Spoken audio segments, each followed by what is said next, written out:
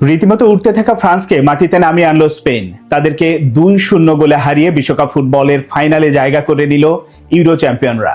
এটা স্পেনের দ্বিতীয় বিশ্বকাপ ফুটবল ফাইনাল। এর আগে 2010 সালে তারা ফাইনালে উঠেছিল এবং ওই প্রথমবারই তারা চ্যাম্পিয়ন হয়েছিল। এবার ফাইনালের প্রতিপক্ষ হিসেবে কাকে পাবে, ইংল্যান্ড না আর্জেন্টিনাকে, সেটা নিষ্পত্তি হবে দ্বিতীয় সেমিফাইনালে। তবে এই প্রথম সেমিফাইনালে স্পেন যেভাবে আসলে ফ্রান্সকে হারানোর চেয়েও ফ্রান্সের মতো খুঁজে পাওয়া যায়নি প্রথম সেমিফাইনালে। কেন এমনটা হলো এবং কোথায় আসলে ফ্রান্সের সমস্যা ছিল সেটা নিয়ে একটু কথা বলার চেষ্টা করব, আশা করি শুনবেন।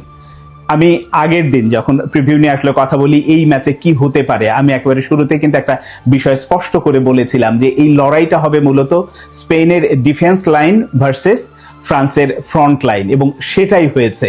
কি অসাধারণ খেলেছে স্পেনের ডিফেন্সের চেয়েও যদি আপনি বলেন যে স্পেনের মিডফিল্ড অসাধারণভাবে অপারেট করেছে। কোচের যে কৌশল ছিল সেইভাবে, মানে কতটা ভালোভাবে অপারেট করেছে। একটা যদি উদাহরণ দেই আপনাদের, যে একটা পাইপের যদি আপনি এক প্রান্ত দিয়ে পানি দেন আরেক প্রান্তে দিয়ে বের হবে, এবং মিডল পয়েন্টে যদি আপনি কেটে দেন ওই পানিটা কিন্তু আরেক জায়গা দিয়ে বের হবে না, তার মানে বিচ্ছিন্ন হয়ে যাবে। এবং স্পেনের কোচ ওই কাজটাই করেছে। ফ্রান্সের যত অ্যাটাক গুলো হয়েছে বা তৈরি হওয়ার যেখান থেকে হতে পারতো সেখান থেকে আসলে বিচ্ছিন্ন করে দিয়েছে। ফলে এমবাপ্পে বা ওলিসে বলেন, ওসমান দেম্বেলে বলেন, যারাই আসলে আক্রমণে ওঠার জন্য গেছে সেগুলো কোনো রকম কাজে দেয়নি বলতে তারা সুযোগ তৈরি করেছে কিন্তু শেষ পর্যন্ত সফল হয়নি।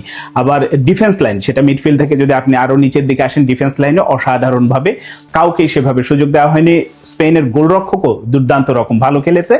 তবে এই ম্যাচে 22 মিনিটে যখন স্পেন প্রথম পেনাল্টি থেকে আসলে এগিয়ে গেল, ওই গোলের আগে যদি ম্যাচের পরিস্থিতি আপনি দেখেন তাহলে সেখানে কিন্তু ফ্রান্স শুরুটা খুবই ভালো করেছিল। ফ্রান্সের মতোই মনে হচ্ছিল যে একেবারে তেরে ফুরে তারা যে কোনো সময় গোল বের করে নেবে, কিন্তু যখন গোল হয়েছে তারপরে খেলার রিদমটা চেঞ্জ হয়ে গেছে। স্পেন মানসিকভাবে অনেক এগিয়ে গিয়েছিল এবং যে গোলটা হয়েছে, ইয়ামালে যখন বলটা নিয়ে আসলে ঢুকছিল, অনেকেই হয়তো এই বিষয়টা নিয়ে প্রশ্ন তুলছেন যে এটা আসলে ফাউল হয় কিনা, কিন্তু ডিবক্সের মধ্যে উইদাউট বল তাকে যখন আসলে চার্জ করেছে, তার গায়ে আঘাত লেগেছে, সেটা আসলে ফাউল, জেনুইন ফাউল, এবং শেষ পর্যন্ত সেটা পেনাল্টি হয়েছে। সেখান থেকে এগিয়ে গেছে এবং 1-0 গোলে এইরকম দুটো দল যখন আসলে যে কোনো একটা দল এগিয়ে যায় তখন কিন্তু ম্যাচে ফেরার সুযোগ থাকে। এবং গোলটা হয়েছে 22 মিনিটে, লম্বা একটা সময় বাকি ছিল, কিন্তু সেখান থেকে স্পেন ওই গোল পেয়ে আসলে মানসিকভাবে টোটাল দলগতভাবে এক হয়ে গেছে।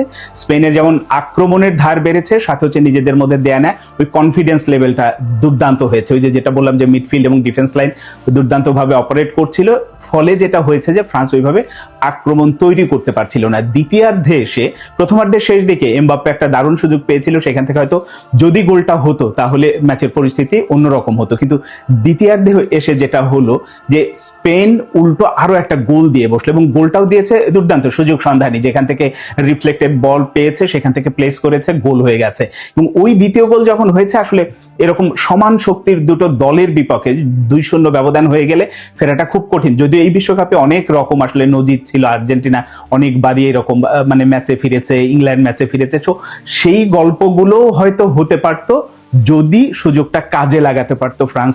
কারণ ফ্রান্স পরের দিকে মানে গোল 2-0 পিছিয়ে যাওয়ার পরে যেভাবে অ্যাটাক গুলো করেছে, সেখান থেকে হয়তো গোল আদায় করতে পারেনি। ওই যে একই কথা বলছি যে মিডফিল্ড এবং ডিফেন্স লাইন অসাধারণ খেলেছে, সাথে শেষ দিকে ওসমান দেম্বেলে তো দুটো দারুণ সুযোগ তৈরি করেছিল, কিন্তু স্পেনের গোলরক্ষক সেটাও আবার সেভ করে দিয়েছে। ফলে যেটা হয়েছে যে শেষ পর্যন্ত তাদেরকে বিশ্বকাপ থেকে বিদায় নিতে হলো। এখন তৃতীয় স্থান নির্ধারণ ম্যাচ খেলবে, সেখানে ইংল্যান্ডকে পাবে নাকি আর্জেন্টিনাকে পাবে সেটা হয়তো পরের বিষয়, কিন্তু এই যে টানা 3টা বিশ্বকাপ, 2018-তে তারা ফাইনাল খেলেছে, চ্যাম্পিয়ন হয়েছে, 2022-এ ফাইনাল খেলেছে, রানার্স আপ হয়েছে আর্জেন্টিনার কাছে হেরে। এবার তাদের সামনে, ফ্রান্সের সামনে সুযোগ ছিল যে টানা তৃতীয়বারের মতো বিশ্বকাপ ফাইনাল খেলা, কিন্তু আর সেটা হলো না। অন্যদিকে ইউরো চ্যাম্পিয়ন স্পেন 2010-এর পরে আবারও ফাইনালে জায়গা করে নিল। এখন দেখা যায় ফাইনালের প্রতিপক্ষ কারা হয়, সেই ম্যাচটা আবার শেষ পর্যন্ত স্পেন আবার চ্যাম্পিয়ন হবে নাকি ওই দিক থেকে ইংল্যান্ড অথবা আর্জেন্টিনার হাতে বিশ্বকাপ ট্রফি উঠবে, সেটা দেখার অপেক্ষায় গোটা ফুটবল বিশ্ব।